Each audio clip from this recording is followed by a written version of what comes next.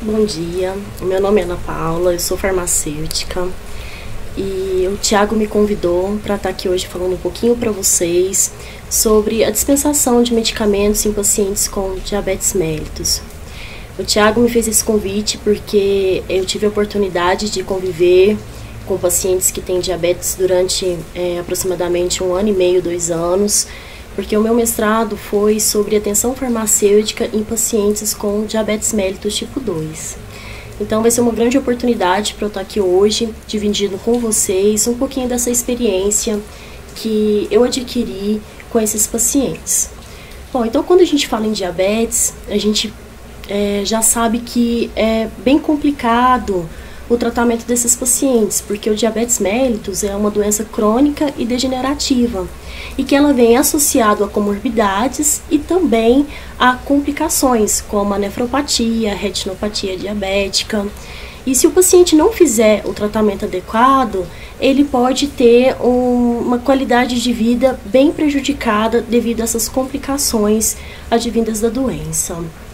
E o tratamento do diabetes mellitus, ele é bastante complexo, porque ele envolve tanto medidas não farmacológicas, como dieta e exercícios físicos, como medidas farmacológicas também.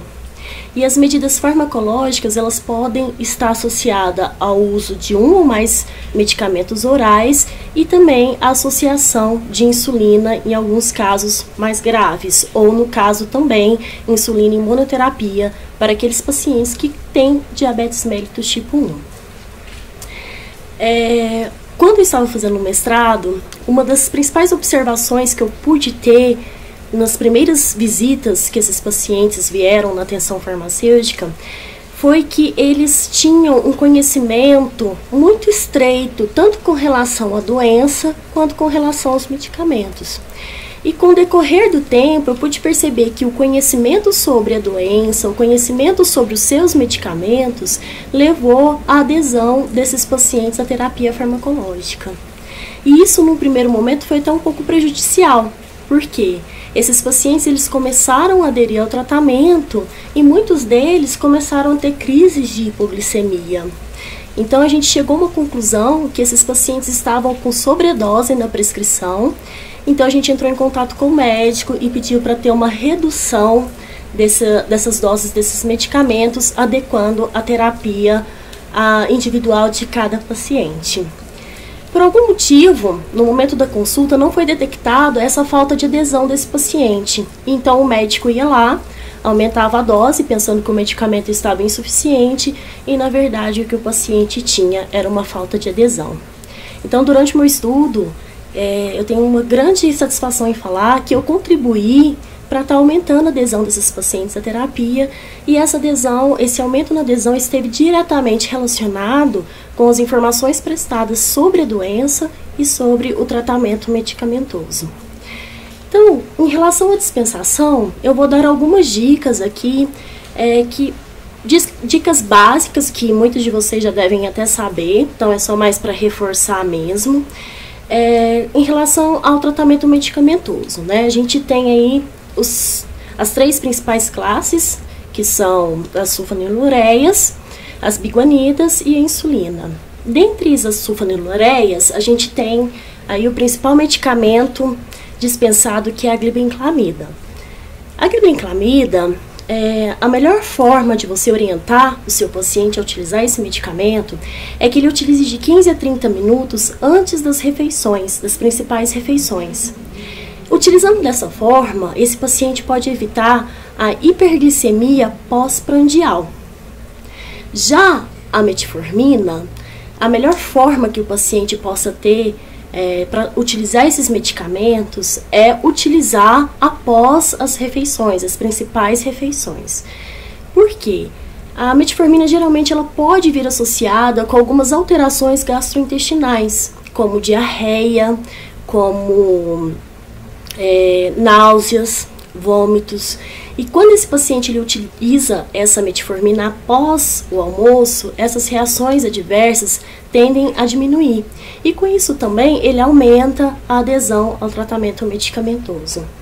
Com relação à insulina, A insulina a gente precisa acompanhar bem de perto esses pacientes, porque muitos deles deixam de usar porque ela afeta até mesmo a rotina desses pacientes. Muitos têm dificuldade de administrar esse medicamento quando estão na rua, estão perto de outras pessoas. Então a gente precisa acompanhar de perto, tentar trabalhar uma forma com que esse paciente não deixe de utilizar a insulina. Outra orientação bem importante com relação à insulina é que o paciente esteja fazendo rodízios nos locais de aplicação, para evitar aqueles edemas, evitar estar se machucando, aplicando a insulina sempre no mesmo local.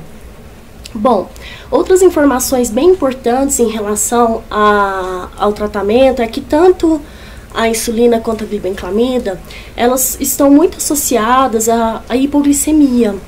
Então é muito importante a gente sempre orientar que esses pacientes se alimentem frequentemente, de 3 em 3 horas, não grandes quantidades, menores quantidades de comida, porém mais frequente, para estar evitando essa reação adversa que pode trazer sérias complicações, como quedas e até mesmo coma, como uma complicação aí mais séria, quando essa glicemia pode reduzir aí a níveis menores de 40 miligramas por decilitro.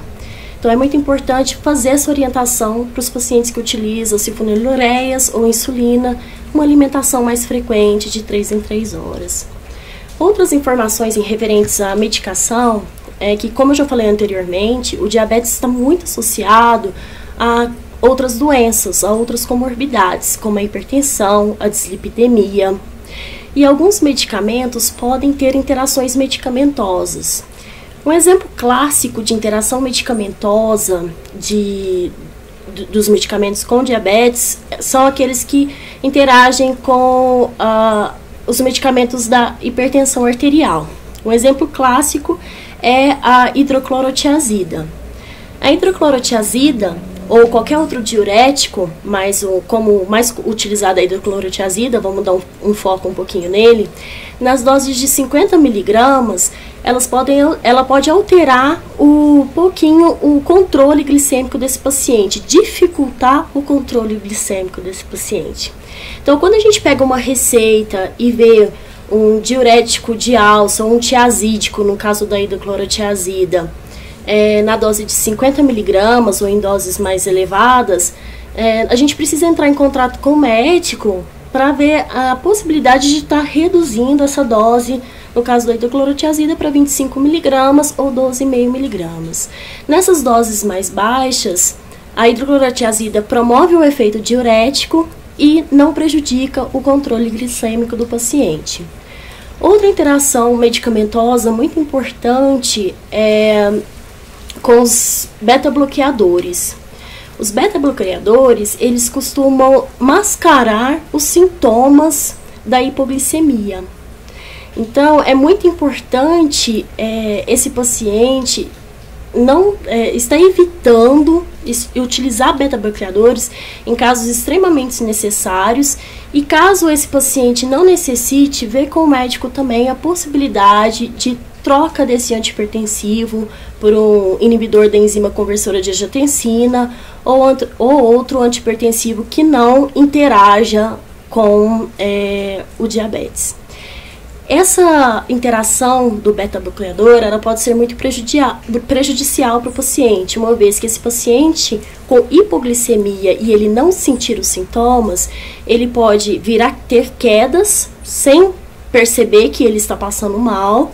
Ele pode até mesmo, em casos mais graves, entrar aí num estado de coma devido a uma hipoglicemia severa. Bom, com relação à adesão do paciente, é muito importante a gente estar acompanhando esse paciente de perto, para que ele seja aderente, para que ele utilize esses medicamentos corretamente e que ele tenha um sucesso terapêutico adequado.